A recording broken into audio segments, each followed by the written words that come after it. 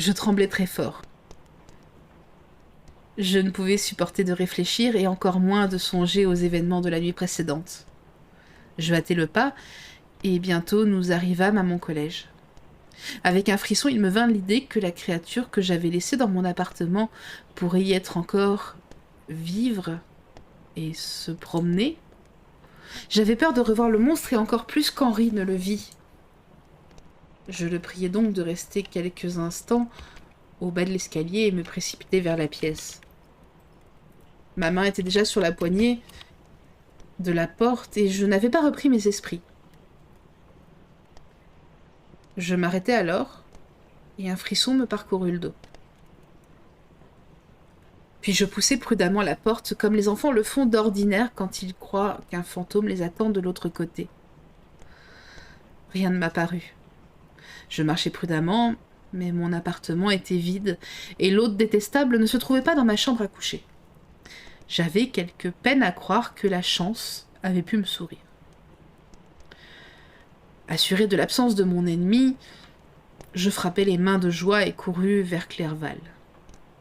Nous montâmes chez moi, et très vite, le domestique apporta le déjeuner. Mais j'étais incapable de me contenir, et ce n'était plus la joie qui me possédait. Je sentais ma chair frémir, mon cœur battre la chamade. Je sautai par-dessus les chaises, battais des mains, riais bruyamment, sans aucun contrôle sur moi-même. D'abord, Clerval mit mon allégresse sur le compte de sa venue inopinée, mais après m'avoir observé avec attention, il remarqua dans mon regard des lueurs auxquelles il n'était pas habitué, et fut frappé par mon rire étrange et tapageur. « Mon cher Victor !» cria-t-il. « Pour l'amour de Dieu ! Mais qu'est-ce qu'il se passe? Ne ris pas de cette façon. Mais tu es malade? Quelle est la cause de tout ceci? » « Ne m'interroge pas, m'écriai-je en mettant mes mains devant mes yeux, car je pensais voir l'horrible spectre se glisser dans la pièce. Lui peut le dire. Sauve-moi. Sauve-moi. Je crus que le monstre s'emparait de moi. Je me débattais furieusement et cédai à une violente crise. Pauvre Clerval. À quoi devait-il penser? Une rencontre qu'il avait attendue avec tant de joie, tourner au drame. Mais je ne voyais pas sa tristesse. J'étais inanimée et je ne repris mes esprits qu'après un long moment.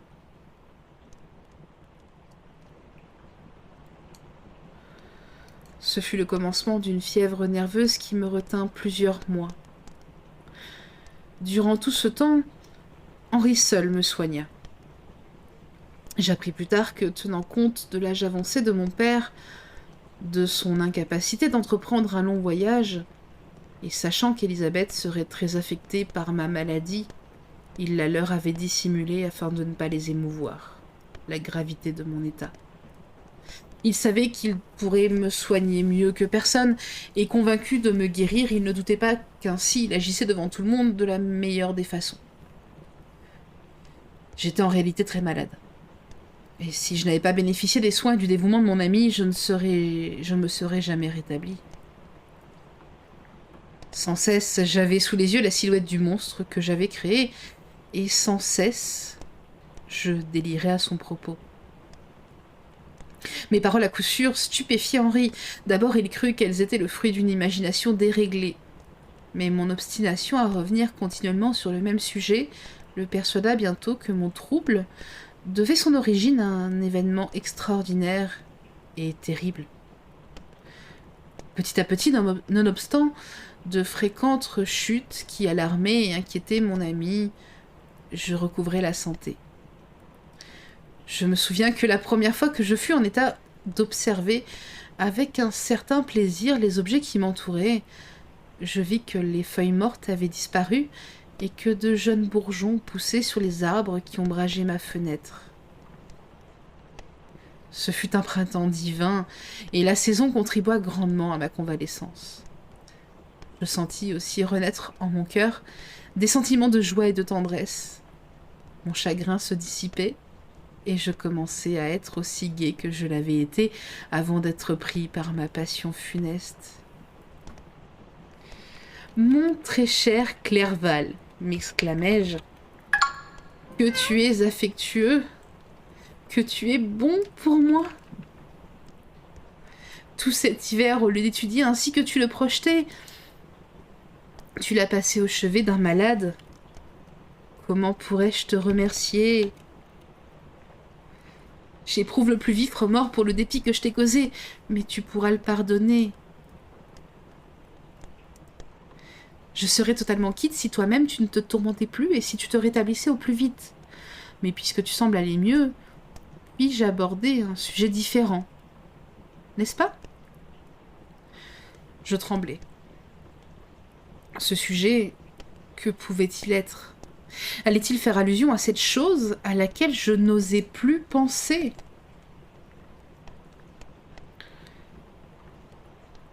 Calme-toi, dit Clerval, qui me voyait changer de couleur. Je n'en parlerai pas si ça te trouble. Mais ton père et ta cousine seraient bien heureux s'ils recevaient une lettre écrite de ta main. Ils ignorent que t'as été au plus mal et s'interrogent sur ton long silence. Ce n'est donc que cela, mon cher Henri. Comment pourrais-tu supposer que ma première pensée n'irait pas vers ces êtres que je chéris et qui méritent toute mon affection? Si tu te retrouves dans cet état d'esprit, mon cher ami, tu te réjouiras de lire une lettre qui t'a été adressée il y a quelques jours. Elle est de ta cousine, je crois.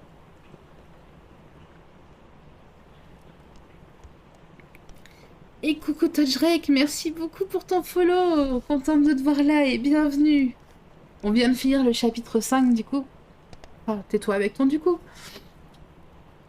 Et comment ça va de ton côté? Et je te demanderai pas comment tu as connu la chaîne comme je demande d'habitude parce que... Oh, c'est pas comme si on fréquentait des Discords en commun. J'espère que tu passes un bon samedi. Et merci pour le SO les VGs.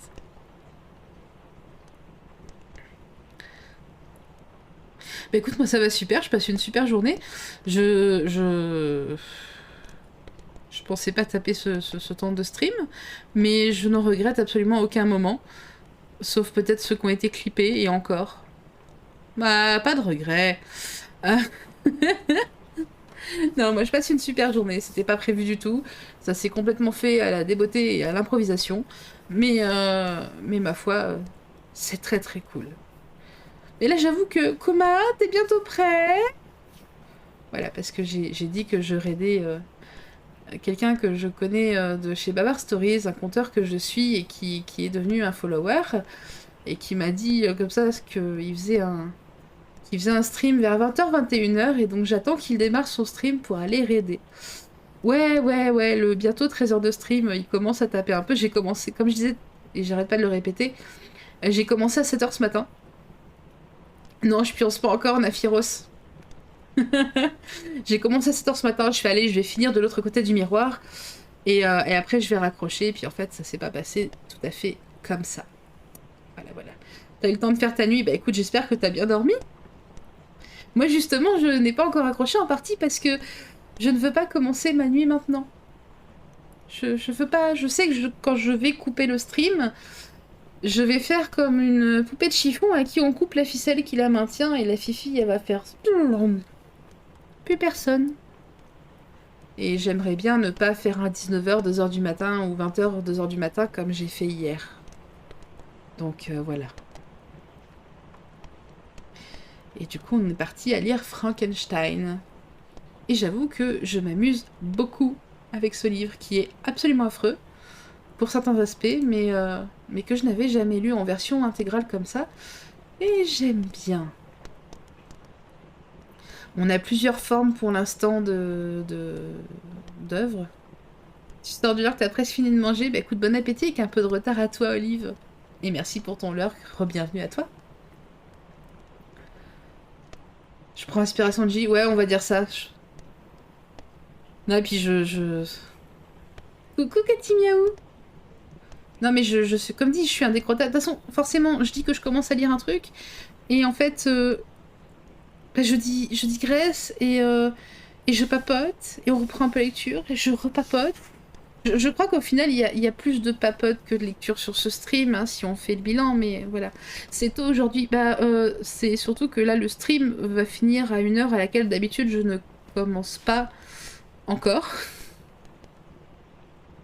Mais oui, effectivement, c'est tôt aujourd'hui le stream par rapport à d'habitude, et contente de te voir dans le coin, Cathy Miaou, comment vas-tu? Merci, Olive. Je sais qu'il y a toujours quelqu'un qui est fidèle aux bonnes vieilles blagues dans le chat qui va arriver à le dire, ce Grèce. Ah, je me redresse un peu parce que je vous avoue que à force, ça tire un petit peu sur le dos. Ouais, t'inquiète pas, Snoopy. Hein. Non mais j'ai mangé tout à l'heure, je sais plus quand. Je sais même plus quand est-ce que j'ai mangé la dernière fois. Mais j'ai mangé. J'ai pris une pause de 5 minutes, j'ai fait réchauffer un reste de pâtes, je me suis étouffée avec quelques cuillères de soupe de pâtes. Oui, Olive? Ou alors non, je vais te faire la même réponse que j'ai fait tout à l'heure. Je crois que c'était à... Théa? Ouais. J'ai la mémoire qui est un peu offensée par la longueur du stream, je crois, en fait. Ninja Mystère, qui est toujours là. Merci à toi. Je sais plus quand égal, tu peux recommencer. Oui, oui, c'est ça, c'est que... Ah, bah, bon courage à toi, Cathy Miaou. Mais du coup, profite bien de ton week-end. Et oui, effectivement, comme je disais tout à l'heure, en fait, Olive, non, je ne suis pas toujours en stream. C'est une nouvelle technologie Twitch. Tu assistes à présent à une VOD qui te répond en direct. Voilà. Non mais Ninja Mystère, on va être honnête, hein. Moi aussi j'ai perdu toute notion du temps. Mais je t'avoue, du coup, franchement, c'est bête, hein. Mais quelque part dans mon inconscient, je crois que ça m'enlève un gros poids de me dire que, hey, pour le 19, un 12 heures, I can do it. Totally. Et en plus, je serai pas toute seule pendant ce 12 heures. Si j'arrive à micmaquer ça comme je l'entends. Donc je t'avoue que... ça, c'est cool.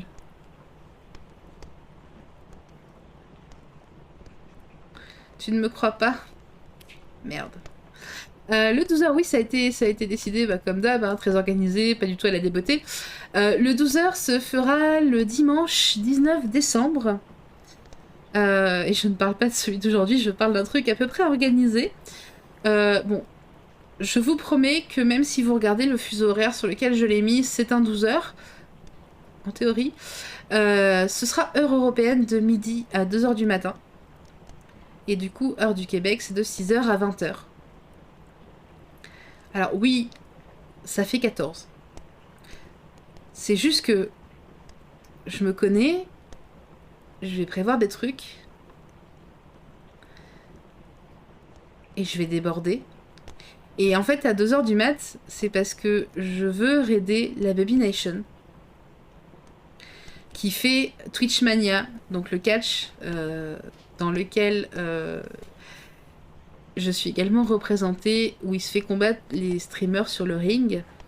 Et je veux raider Bubby à l'issue de mon 12 heures parce que je suis masochiste, parce que je vais regarder l'émission et que à l'issue de mon 12 heures, oui, je vais me maintenir au PC pour regarder le gala de lutte.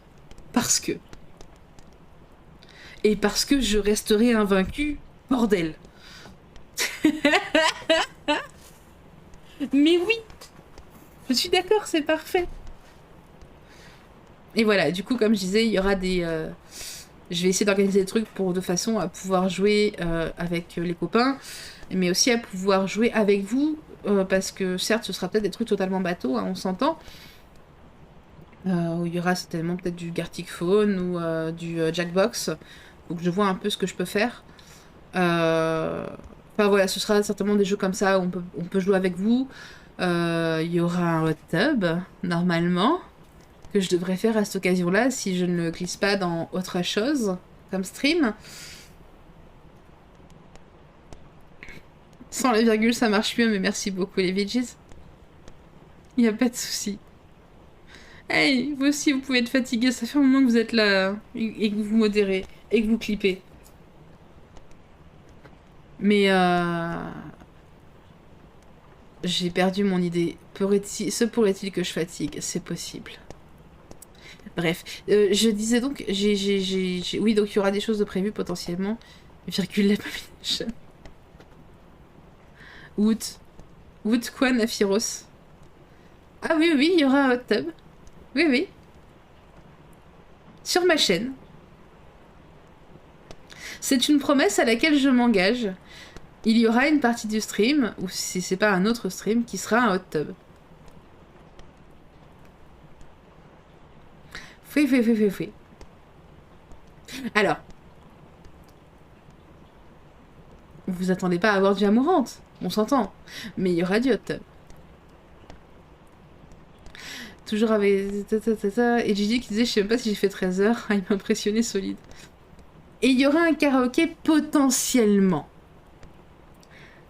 Parce que le karaoké, c'est un truc qui me fait très peur. Et c'est pas le genre de choses que je fais d'habitude, mais là, comme je l'ai dit, j'ai posé un avertissement. Le karaoké sera fait sous certaines conditions, et ce sera avec une collecte. Même pas, Naphiros. Même pas. Pas tout à fait. Non mais cherche pas, tu devineras pas. Certains ont déjà deviné ou le savent parce que... J'en dirai pas plus, ça donnerait trop d'indices. Mais voilà, oui, le karaoké, potentiellement, il y aura une phase karaoké, mais ce sera une phase karaoké suite à une cagnotte. Si, non, mais t'inquiète pas, Snoopy, ça j'ai... Voilà. Bah écoute, Naphiros, je t'invite à venir faire un tour par ici, tu comprendras mieux. J'aime bien vous embêter. J'aime bien vous embêter. Je suis désolée, je suis très fière de ma connerie. Moi, j'aime beaucoup. Si jamais on m'entend, je lance un petit appel à Prunelier ou à Kuma. Est-ce que vous m'entendez? Allô, si vous m'entendez, est-ce que j'ai le temps de lire potentiellement un dernier chapitre ou pas? Voilà, en attendant les réponses. Et non, Snoopy, tu ne m'auras pas comme ça. Je veux dire... C'est pas parce que je commence à fatiguer que... Gigi, lis. Gigi... Mais... Lis, du coup, LIT, c'est parce que t'as envie de te recoucher, c'est pour ça? Oui, moi aussi, je peux vous embêter. Na. D'ailleurs. Non. Bon. J'avoue que ça m'intrigue. Moi aussi, j'ai envie de savoir la suite. Bon, on se le fait, chapitre 6.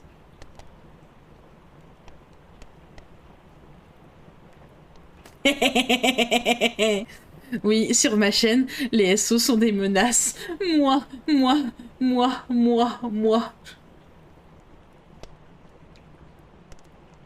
1 heure de plus, ça passait, il manquait pas grand-chose. Comment ça, 1 heure de plus? De quoi, 1 heure de plus? Tu veux que je fasse 1 heure de plus?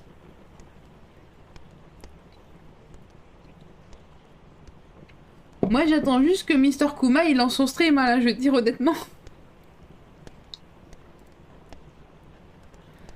D'ailleurs, ça me fait penser, parce que c'est bien de dire ça, mais...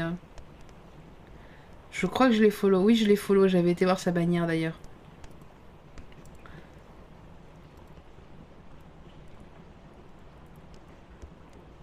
Kuma est hors ligne. Ah oui, je viens de voir Kuma Kazu qu'on va raider, il a 10 followers actuellement. Donc effectivement, il n'est pas affilié, il commence tout juste, je crois qu'il m'avait dit qu'il avait fait un stream ou un truc comme ça. C'est lui qu'on va raider in fine, hein. On va soutenir les gens qui débutent en stream et qui se lancent parce que c'est pas facile, on va pas se le cacher. Et mon bot a décidé que pour moi, les SO, c'était niette. D'accord. D'accord, je retiens.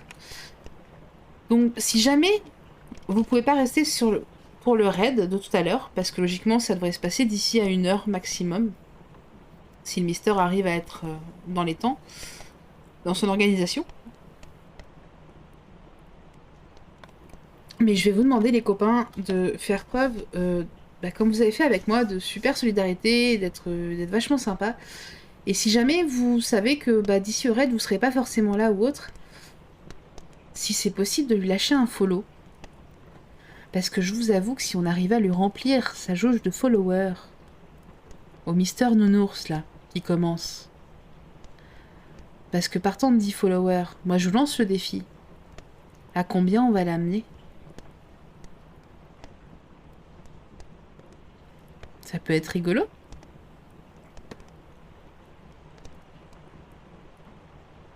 En plus, il va faire de la lecture, il va nous lire La Belle Gariade de David Eddings, qui est un de mes romans de fantasy préférés. On va pas se le cacher. Donc voilà. Mais je compte sur vous très fortement. Et puisque Monsieur Gigi m'en a donné cet ordre absolument direct et sans hésitation, lisons ce chapitre 6. Et je te taquine, Gigi. Clerval me mit alors entre les mains la lettre suivante, écrite par Elisabeth. Mon cher cousin, tu as été malade. Très malade même. Et même les lettres fréquentes de notre ami Henri n'arrivent pas à me rassurer sur ton état. On t'interdit d'écrire, de tenir une plume. Toutefois, pas un seul mot de toi, mon cher Victor, suffirait à calmer nos appréhensions. Pendant longtemps, j'ai cru que chaque courrier l'apporterait, et mes instances ont réussi à empêcher mon oncle de partir pour Ingolstadt.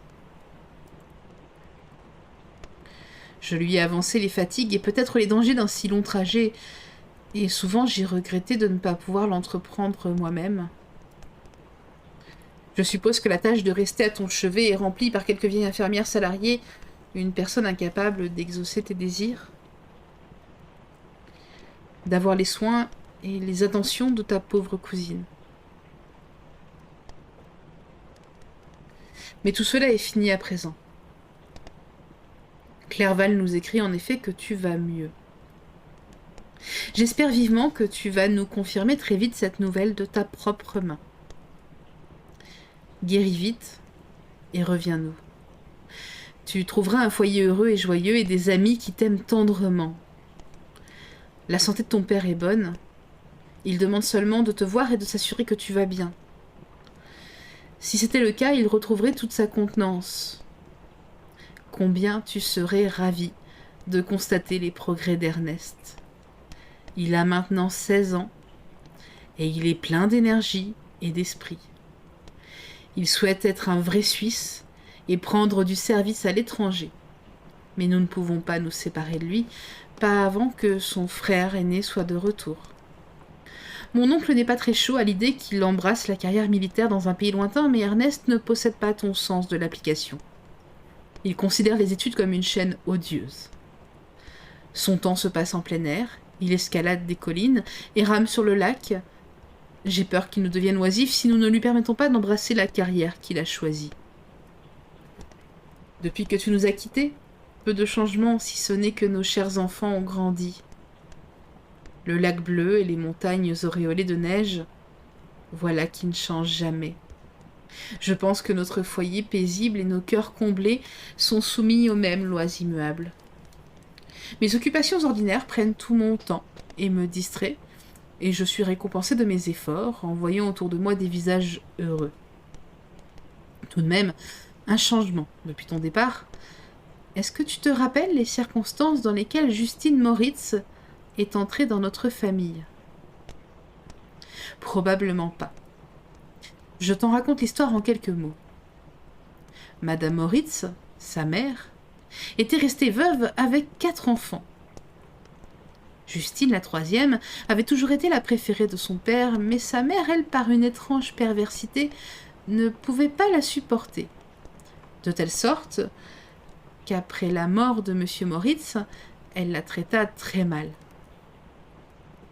Ma tante s'en aperçut et quand Justine eut 12 ans, elle persuada la mère de la laisser vivre dans notre maison. Les institutions républicaines de notre pays ont favorisé des mœurs plus simples et plus modérées que celles des grandes monarchies qui nous entourent.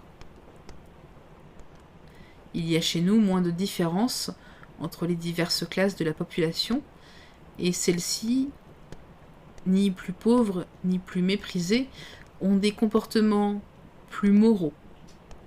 Un domestique à Genève, ce n'est pas du tout la même chose qu'un domestique en France ou en Angleterre. Et Justine, ainsi accueillie chez nous, a pris les devoirs d'une servante, une condition qui, dans notre pays, n'entraîne aucun préjugé d'ignorance ni aucun abandon de la dignité humaine.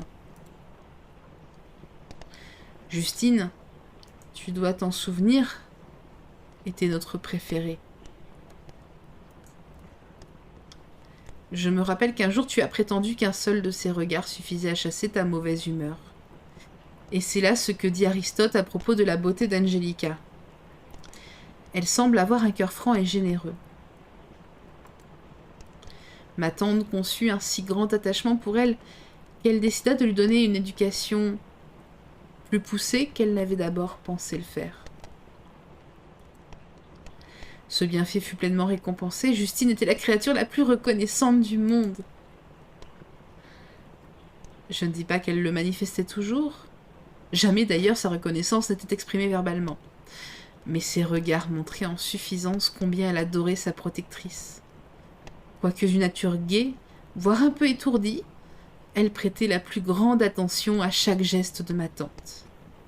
Elle la tenait pour le modèle de la vertu et cherchait à imiter sa façon de parler, ses allures, si bien qu'aujourd'hui encore elle me la rappelle.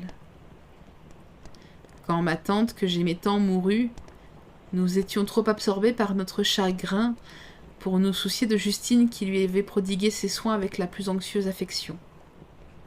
La pauvre Justine tomba malade. Et pourtant d'autres malheurs l'attendaient. Les uns après les autres, ses frères et sœurs moururent, et sa mère, à l'exception de la fille qu'elle avait négligée, se retrouva sans enfant. Ceci la tourmenta, et elle en vint à se dire que la mort de ses préférés était le jugement du ciel qui la punissait ainsi de sa partialité. Elle était catholique romaine, et je crois que son confesseur partageait sa façon de voir. Et dès lors, quelques mois après ton départ pour Ingolstadt, Justine a été rappelée chez elle par sa mère repentante. Pauvre fille! Elle pleurait en quittant notre maison. Elle avait fortement changé depuis le décès de ma tante. Le chagrin avait rendu ses manières plus douces et plus affables. Alors qu'elle s'était toujours distinguée par sa vivacité, et ce n'était pas la perspective d'habiter de nouveau avec sa mère qui pouvait la réjouir. Celle-ci manquait de consistance. Parfois, elle suppliait Justine d'oublier le mal qu'elle lui avait fait, mais le plus souvent, elle la tenait responsable de la mort de ses frères et sœurs. Et plus elle se lamentait, plus elle devenait irascible, jusqu'à en perdre sa santé. À présent, elle repose en paix car elle est morte l'hiver dernier. Aux approches du froid, Justine est revenue chez nous et je t'assure que je l'aime tendrement. Elle est très intelligente, gentille et particulièrement belle. Comme je le disais tout à l'heure, ses allures et ses expressions évoquent sans cesse ma chère tante. Je dois aussi te parler, mon cher cousin, de notre petit William. Je voudrais que tu puisses le voir. Il est très grand pour son âge, avec des yeux bleus et rieurs, des cils foncés et des cheveux bouclés. Quand il sourit, 2 petites fossettes surgissent sur ses joues qui sont roses de santé. Il a déjà 1 ou 2 petites épouses, mais c'est une jolie fillette de 5 ans qu'il préfère, Louisa Byron. À présent, mon cher Victor, j'espère que tu voudras être indulgent en ce qui concerne mes commérages sur le petit peuple de Genève. La jolie Miss Manfield a déjà reçu des visites de félicitations à l'occasion de ce prochain mariage avec un jeune Anglais, John Melbourne. Manon, sa sœur, qui est si laide, a épousé l'automne dernier le riche banquier, M. Duvillard. Quant à ton meilleur camarade de classe, Louis Manoir, il a connu plusieurs revers depuis le départ de Clerval de Genève. Mais il est en train de se remettre, et on rapporte qu'il projette de se marier avec une jolie Française, Madame Tavernier. Elle est veuve et beaucoup plus âgée que lui. Mais elle est fort admirée, et elle plaît à tout le monde. J'étais en bonne disposition d'esprit pour t'écrire, mon cher cousin, mais au moment de conclure, je me sens anxieuse. Écris-moi, mon cher Victor, une ligne, un mot, qui sera une bénédiction pour nous. Remercie mille fois Henri pour sa gentillesse, son affection et ses nombreuses lettres. Nous lui sommes sincèrement reconnaissants. Adieu. Mon cousin, prends soin de toi, je t'en supplie. Écris. Elisabeth Lavenza, Genève, 18 mars 1700... Chère Elisabeth, m'exclamai-je après avoir lu sa lettre, je vais écrire aussitôt et vous délivrer de l'inquiétude que vous êtes tous en train d'éprouver. J'écrivis, mais cet effort me fatigua énormément, bien que ma convalescence eût commencé et suivi normalement son cours. Une quinzaine de jours plus tard, je fus à même de quitter ma chambre. Un de mes premiers soucis après mon rétablissement fut de présenter Clerval à plusieurs de mes professeurs de l'université. Avec ce qu'avait enduré mon esprit, j'effectuai là une démarche conventionnelle qui m'était pénible. Depuis la nuit fatale qui avait marqué la fin de mes travaux et le commencement de mes misères, j'avais conçu une violente antipathie pour le nom même de la philosophie naturelle. Au surplus, quand j'eus recouvré la santé, la vue d'un instrument de chimie faisait renaître mes peines et me rendait fébrile. Henri s'en aperçut et fit disparaître tous mes appareils.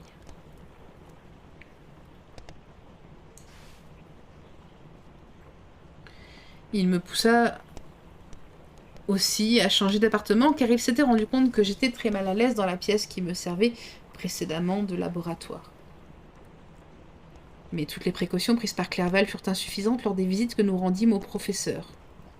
M. Waldman me tortura lorsqu'il fit avec bonté et chaleur l'éloge des progrès étonnants que j'avais réalisés dans le domaine scientifique. Mais il vit très vite que ce sujet me peinait, et n'en connaissant pas la cause réelle, il mit mon trouble sur le compte de la modestie, et changea de sujet pour parler plutôt de la science en elle-même, avec le souhait, c'était évident, que je sorte de ma réserve. Et que pouvais-je faire ? Il cherchait à m'être agréable et il me tourmentait.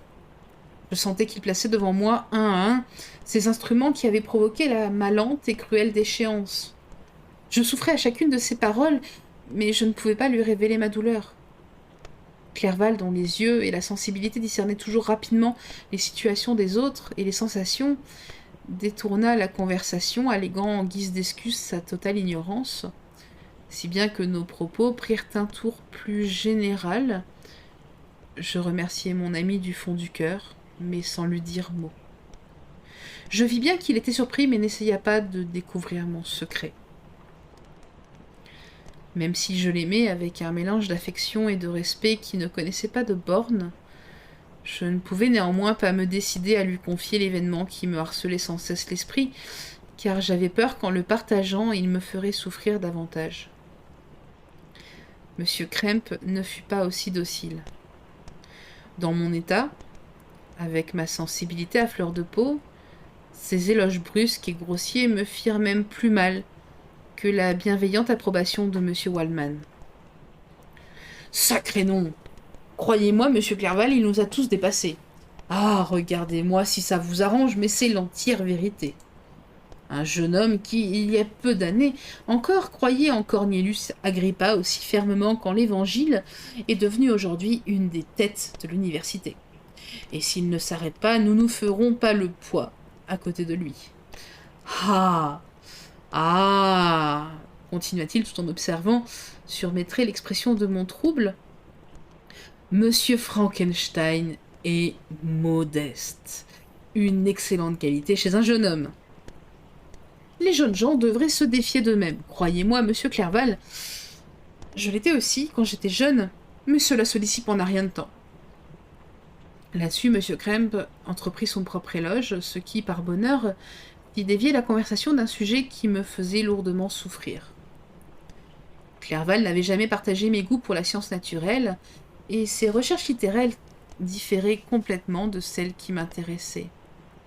Il était venu à l'université dans le but de perfectionner ses connaissances des langues orientales et de réaliser de la sorte les projets qui lui tenaient à cœur. Décidé de poursuivre une carrière glorieuse, il tournait les yeux vers l'Orient, vers un domaine où son esprit aventureux s'épanouissait en toute liberté. Le persan, l'arabe, le sanskrit l'attiraient par-dessus tout, et je ne fus pas long à le suivre sur cette voie-là. N'ayant jamais aimé l'inaction, voulant fuir mes pensées, haïssant mes premières études, j'étais dès lors d'autant plus disponible pour devenir le condisciple de mon ami. J'acquis non seulement des nouvelles connaissances, mais en outre, je trouvai une consolation à travers les œuvres des orientalistes. Au rebours de Clerval, je n'entrepris pas une étude critique de leur dialecte, étant donné que je n'y voyais là qu'une distraction passagère. Si je lisais les écrivains orientaux, c'était uniquement pour comprendre le sens de leurs écrits, et cela me dédommagerait de mes peines. Leur mélancolie est apaisante, leur sérénité joyeuse vous élève à un degré que je n'ai jamais atteint en étudiant les auteurs des autres pays. Quand vous lisez leurs textes, la vie vous apparaît comme un jardin de roses ensoleillé. Ce sont des sourires, les mimiques d'une belle ennemie, un feu qui vous consume le cœur. Quelle différence avec la poésie virile et héroïque de la Grèce et de Rome. L'été se passa ainsi, et mon retour à Genève fut fixé pour la fin de l'automne. Mais divers incidents le différèrent. Il y eut l'hiver, la neige, des routes impraticables, de telle sorte que mon voyage fut retardé jusqu'au printemps suivant. Je fus fort affligé par ce retard, car j'étais impatient de revoir ma ville natale et mes amis. En fait, j'avais différé mon retour parce que je n'avais aucune envie de laisser Clerval dans une ville étrangère avant qu'il n'y eût noué quelques relations. Cependant, l'hiver fut agréable et le printemps, quoique plus tardif que de coutume, également beau. Le mois de mai avait déjà commencé, et j'attendais toujours la lettre qui fixerait la date de mon départ, quand Henri me proposa une excursion pédestre dans les environs d'Ingolstadt, afin que je puisse prendre congé du pays où j'avais si longtemps habité.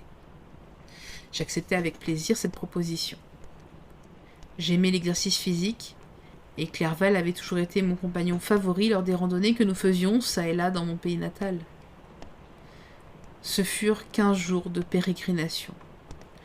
Ma santé et mon moral m'étaient revenus depuis longtemps, et le bon air, les avatars habituels du voyage, les discussions avec mon ami me fortifièrent encore plus.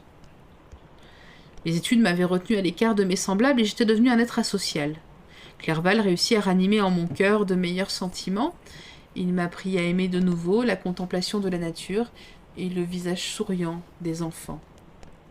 Excellent ami, comme tu m'aimais sincèrement, avec quel courage n'as-tu pas essayé d'élever mon âme au niveau de la tienne ?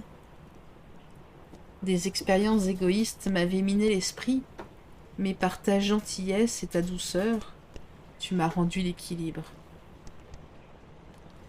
Et je redevins la créature heureuse qui, il y a quelques années à peine, était animée de tout, était aimée de tous, et n'avait ni chagrin, ni souci. Lorsque j'étais heureux, la nature avait le pouvoir de m'offrir les plus exquises sensations. Cette saison était vraiment divine. Les fleurs printanières s'épanouissaient dans la haie. Celles de l'été étaient sur le point d'éclore. Je n'étais plus la proie de ces pensées obsédantes qui, l'année dernière, en dépit tous mes efforts m'avaient terriblement tourmentée. Henri se réjouissait de mon entrain et partageait sincèrement mon allégresse. Il s'efforçait de me distraire et m'exprimer toutes ses impressions. En cette occurrence, les ressources de son esprit m'étonnèrent. Sa conversation était pleine d'imagination et très souvent, à l'instar des conteurs persans et arabes, il inventait des histoires merveilleuses et passionnantes. Parfois aussi, il récitait mes poèmes préférés ou m'entraînait dans des discours où il se montrait extrêmement ingénieux. Nous retournâmes à l'université un samedi après-midi. Les paysans dansaient et tous ceux que nous rencontrions semblaient gais et heureux. J'avais l'esprit libéré et je bondissais sous l'emprise d'une joie et d'une allégresse sans pareille.